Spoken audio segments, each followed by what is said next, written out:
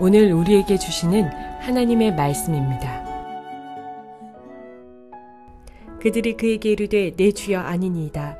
당신의 종들은 곡물을 사러 왔나이다. 우리는 다 한 사람의 아들들로서 확실한 자들이니 당신의 종들은 정탐꾼이 아니니이다. 요셉이 그들에게 이르되 아니라 너희가 이 나라의 틈을 엿보러 왔느니라. 그들이 이르되 당신의 종 우리들은 12 형제로서 가나안 땅 한 사람의 아들들이라.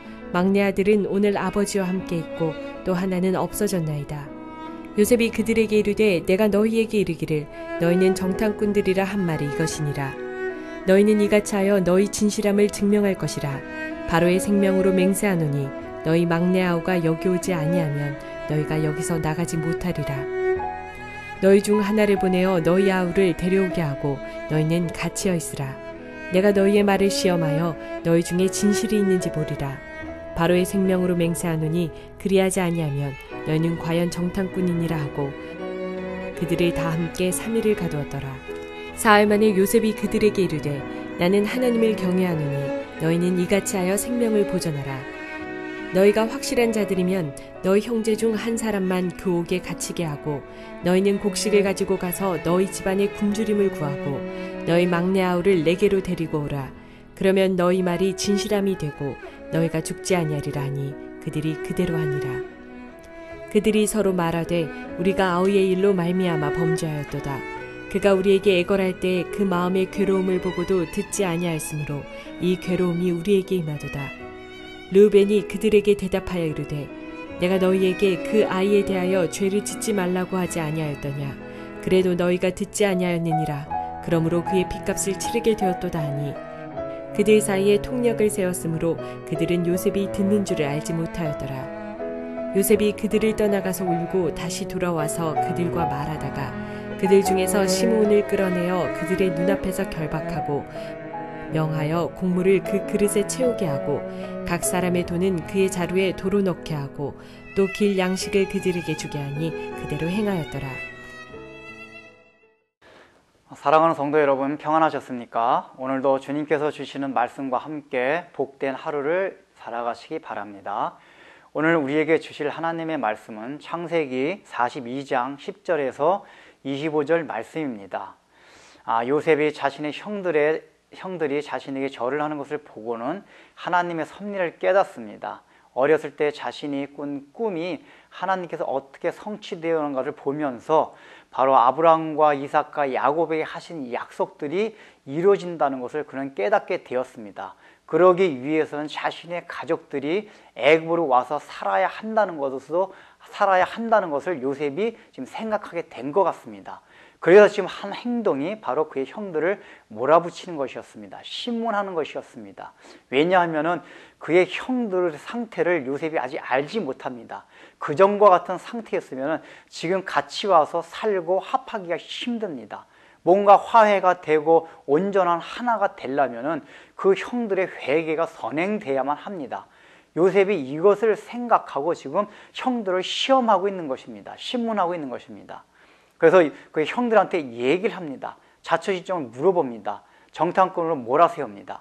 지금 이 요셉의 형들한테는 요셉이 굉장히 엄한 사람으로 나타냅니다. 인자한 모습이 아닙니다. 왜 그렇습니까? 요셉은 지금 의도적 그 마음속은 굉장히 애틋한 마음이 있습니다. 그럼에도 불구하고 의도적으로 엄한 모습으로 나타나고 있는 것은 형들로 하고 회개의 자리로 이끌게 하기 위해서입니다. 우리 인간은 하나님의 좋으신 모습만 봐가지고는 절대로 회개하기가 힘듭니다. 그것이 인간의 본성입니다. 하나님의 엄한 모습 앞에서 대부분 회개하게 됩니다. 그 징계 앞에서 회개하게 됩니다. 지금 요셉은 그의 형들한테 계속 몰아붙이면서 가족사를 물어봅니다. 근데 요셉의 형들이 그 얘기를 그대로 해줍니다. 해주니까 나중에 요셉이 얘기하기를 너희 가운데 하나만 인질로 남고 지금 너네가 말한 그 막내 동생이란 아이를 여기 데리고 와라. 그래야지만 인질로 잡은 한 사람도 다시 돌려보내겠다 라고 지금 얘기를 하고 있습니다. 이러한 모든 과정들로 하여금 요셉의 형들이 겁을 먹게 만드는 것입니다. 그래서 21절에 보면 어떤 표현이 나옵니까? 그의 형들이 얘기를 합니다. 지금 우리가 당하고 있는 것이 바로 우리가 어렸을 때 요셉을 판 것 때문에 일어나는 것이다. 죄값이다. 우리가 고통을 당하는 것이다. 지금까지 그들은 죄의식만 있었습니다. 그러나 죄의식이 있다고 해가지고 회개하는 것이 아니었습니다. 21절을 보면 그들이 분명히 마음에 요셉을 판 것에 대한 양심의 가책이 있었다는 것을 알 수가 있습니다. 그런데 회개하지 않았습니다. 그대로 그냥 마음의 밑바닥에 그냥 깔고만 있었습니다. 그런데 요셉이 가족사를 물어보는 걸 통해서 그 마음을 다시 불러일으킨 것입니다. 요셉을 판 사건에 대해서 더욱더 생각이 나게 하고 그것으로 인해서 애통하는 마음이 일어나게 한 것입니다. 그래서 그의 형들은 지금 요셉을 판 것에 대해서 후회하며 지금 애통해하는 그런 과정에 들어가고 있습니다. 요셉이 지금 왜 이렇게 엄한 모습으로 나타났습니까? 결국은 그의 형들로 하여금 죄의식만 있었고 마음 밑바닥에서 잠재의식으로만 있었던 양심의 가책을 완전히 끌어올려서 하나님 앞에 온전히 회개하기 위해서입니다. 그렇게 회개해야지만이 애굽으로 이주해가지고 요셉과 완전히 하나가 돼서 살 수 있기 때문입니다. 죄에 대한 앙금이 없어져야만 됩니다. 우리가 살아가면서 가끔 우리는 하나님에 대한 엄한 모습을 보게 됩니다.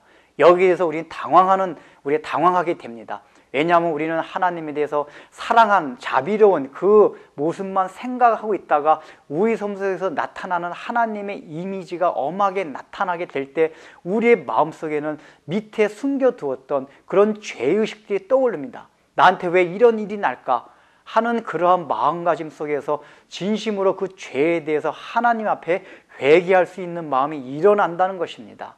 그러므로 여러분들의 삶 가운데서 엄한 하나님의 모습을 회피하지 마십시오. 그러한 모습 속에서 여러분들 속에 숨겨놓은 죄악들, 그래서 마음 밑바닥에 있는 모든 그런 죄성들을 다 끄집어내서 그저 생각만 하는 것이 아니라 하나님 앞에 애통하며 회개하는 것이 필요합니다.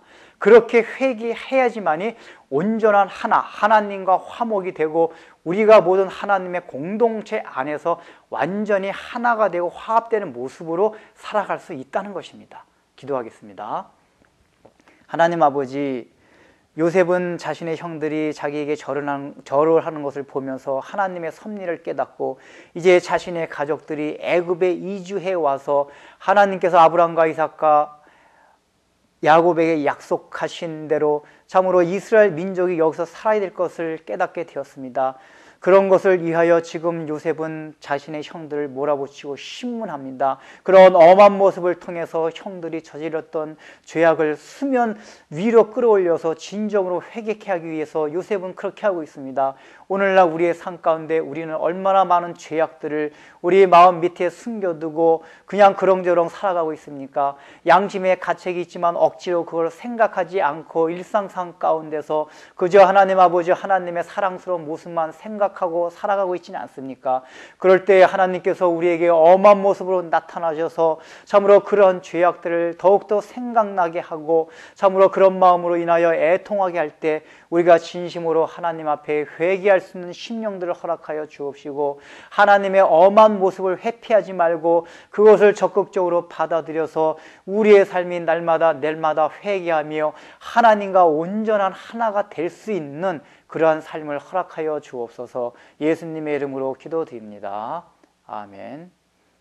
주께로 한 걸음씩 왜 가지 않느냐 너희 죄 자복하고 그 앞에 나가라 한 걸음씩 한 걸음씩 주께 나아라 주